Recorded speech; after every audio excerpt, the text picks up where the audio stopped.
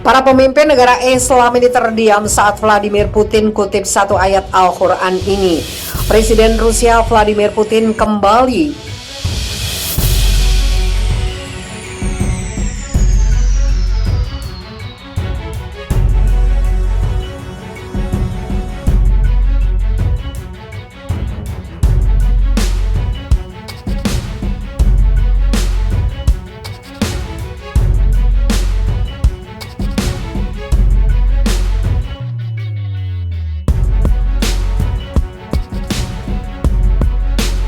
mendesak diakhirinya perang di Yaman.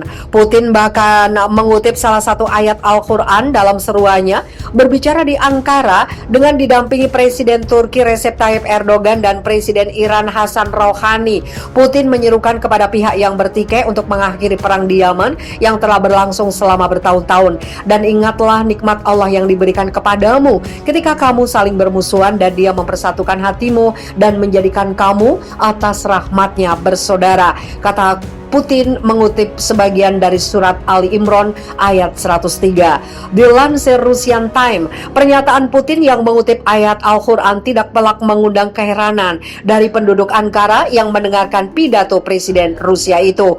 Putin juga mengambil referensi lain dari Al-Quran, yaitu tentang bagaimana tindakan kekerasan hanya diperbolehkan untuk membela diri. Referensi ayat dalam kitab suci Al-Quran yang diambil Putin itu turut disetujui oleh Erdogan dan Rouhani yang masing-masing merupakan Muslim, Sunni, dan Syiah. Kedua pemimpin negara itu juga memperingatkan invasi yang dipimpin Arab Saudi ke Yaman telah mengakibatkan puluhan ribu kematian selama 5 tahun terakhir dan telah menghancurkan negara di ujung selatan semenanjung Arab tersebut. Perang di Yaman berawal dari perang saudara antara pemberontak Houthi dengan pemerintah Yaman yang didukung Arab Saudi. Namun perang tersebut meningkat menjadi peperangan yang lebih luas dengan serangan udara dari koalisi pimpinan Arab Saudi dan invasi darat besar-besaran yang dilakukan pada 2015. Pasukan koalisi Saudi belum berhasil mengalahkan kelompok Houthi yang didukung Iran.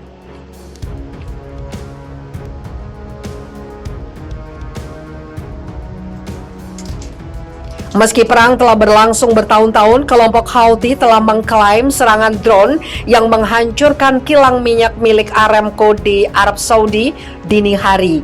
Serangan itu memicu kebakaran di dua fasilitas utama Aramco, yaitu di Bahik dan Quraish, kawasan timur Saudi. Akibat serangan itu, Aramco menjelaskan bahwa 5,7 juta barrel produksi minyak mereka hilang. Sementara produksi etana dan gas alam berkurang setengahnya. Washington telah menuding Iran sebagai pihak yang bertanggung jawab atas serangan tersebut dan mengatakan tidak cukup bukti yang dapat membuktikan serangan datang dari arah Yaman seperti diklaim Houthi. Iran telah melancarkan serangan yang belum pernah terjadi sebelumnya ke persediaan energi dunia, kata Menteri Luar Negeri Amerika Serikat Mike Pompeo.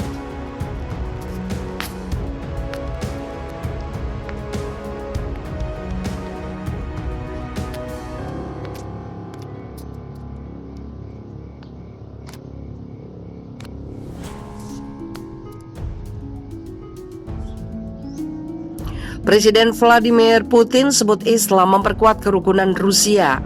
Presiden Rusia Vladimir Putin menyebut nilai-nilai Islam berfungsi untuk memperkuat kerukunan antar etnis dan melestarikan keragaman budaya di negaranya.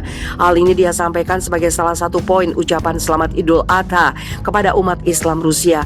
Pesan ucapan Putin dipublikasikan di situs Kremlin pada hari Selasa waktu setempat. Hari raya kuno ini yang berakar dari berabad-abad yang lalu menarik orang percaya pada asal-usul dan nilai-nilai Islam, menyerukan belas kasihan, keadilan dan kesalehan, sikap peduli dan ramah terhadap orang lain, kata Putin.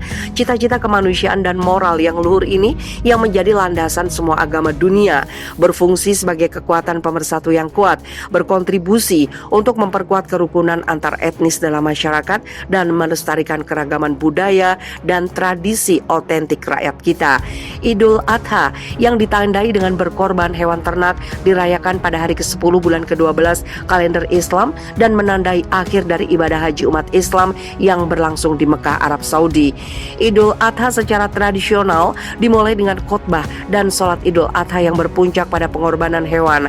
Namun administrasi keagamaan di Rusia membuat keputusan tentang format sholat hari raya secara mandiri dengan mempertimbangkan situasi epidemiologis terkait pandemi COVID-19.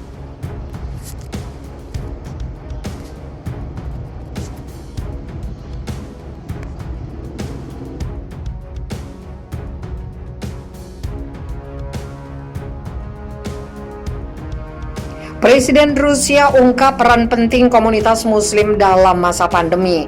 Presiden Rusia Vladimir Putin mengungkapkan peran penting komunitas muslim dalam masa pandemi virus corona baru alias COVID-19. Hal itu disampaikan Putin dalam pesan Idul Fitri kepada muslim Rusia.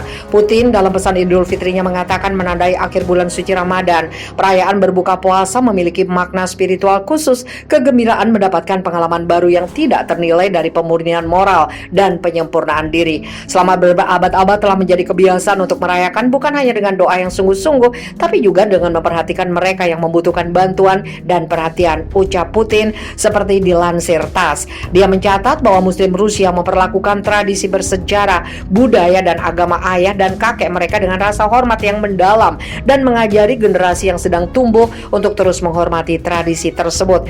Komunitas muslim Rusia secara aktif berpartisipasi dalam kehidupan negara, memberikan kontribusi yang tidak ternilai untuk menjaga perdamaian internasional dan keharmonisan sipil dalam masyarakat, memperkuat institusi keluarga dan mendidik kaum muda. Tentu saja, hari ini dalam menghadapi penyebaran tentang penyakit berbahaya, misi kemanusiaan dan amal yang bertanggung jawab dari ulama muslim, organisasi keagamaan dan semua muslim di negara ini sangat diminati dan berfungsi untuk menjaga kehidupan dan kesehatan masyarakat.